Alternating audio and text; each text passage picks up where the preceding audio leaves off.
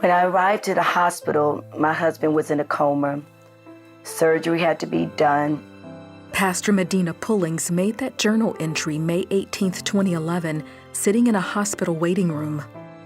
Her husband, Bishop Orrin Pullings, had suffered a brain hemorrhage and was fighting for his life. Surgery had to be done, and there was great risk. Orrin and Meideena started pastoring in 1996 in Hollis, Queens, New York.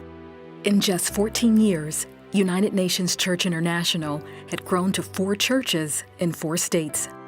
They worked nonstop pastoring the churches and were also parents to 5 children. Orrin functioned on as little as 4 hours of sleep. You know, as a young man, sleep wasn't very important to me. It was about getting the job done. I always felt like I was running out of time.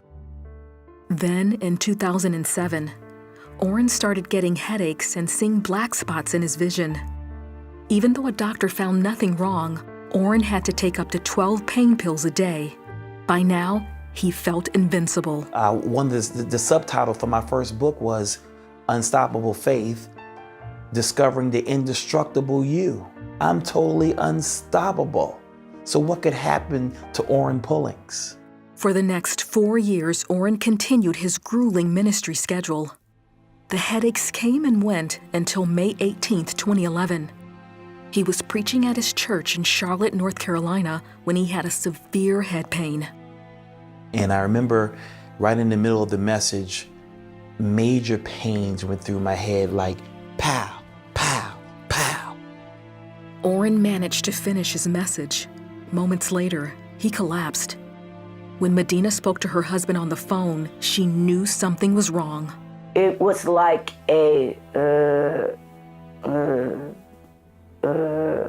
when I heard the sound that came from my husband, my first thought was Jesus.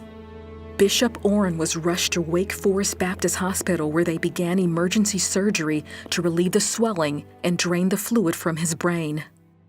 Dr. Don Yates, the Pullings family doctor, explains just how serious his condition was. Bishop Pullings had a very serious bleed in his brain called an intraventricular hemorrhage. So many people don't even survive the bleed, but of those that do survive, there's a fairly low percentage of people who recover fully.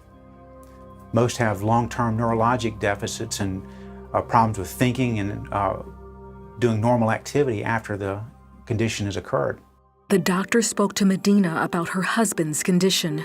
The fastest, quickest prayer I knew.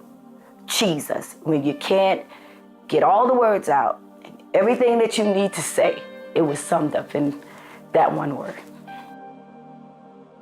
By now, church members and Orrin's parents had come to pray with Meideena.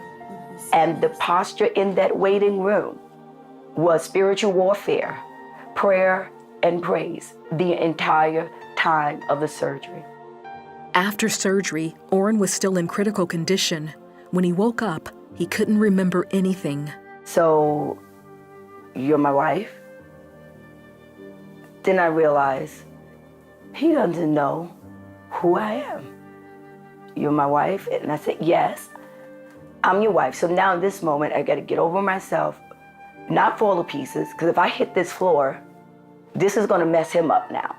Over the next 2 weeks, his condition worsened. Meideena watched online recordings of Orrin preaching and journaled her thoughts and prayers. I miss my husband so much. I won't give up. I will continue to declare his total restoration, healing, etc. The miraculous. He's a miracle. Haven't had any sleep, but I'm up. I'm up watching videos of my husband. Yeah, that was a hard thing.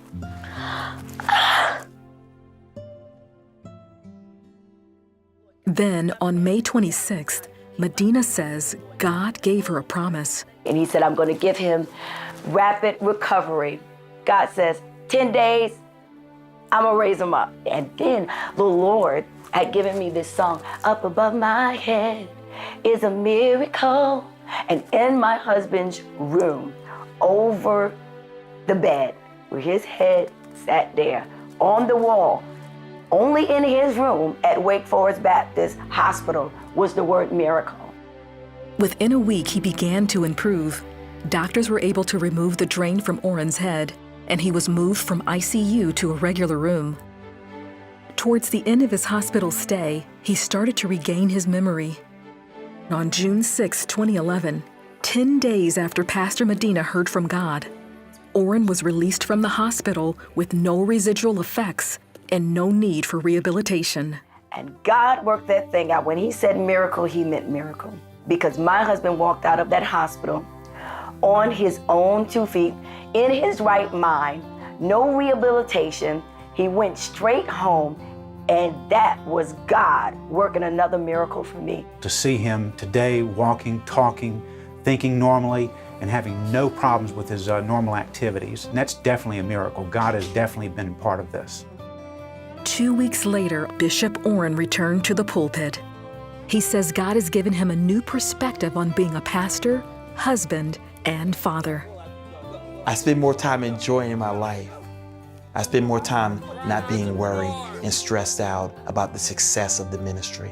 God is a God of multiple chances, and he's given me another chance to live this life the way he promised me, the way he ordained for me to live it, the abundant life, good health, good wealth, a good family life, and being happy and enjoying things.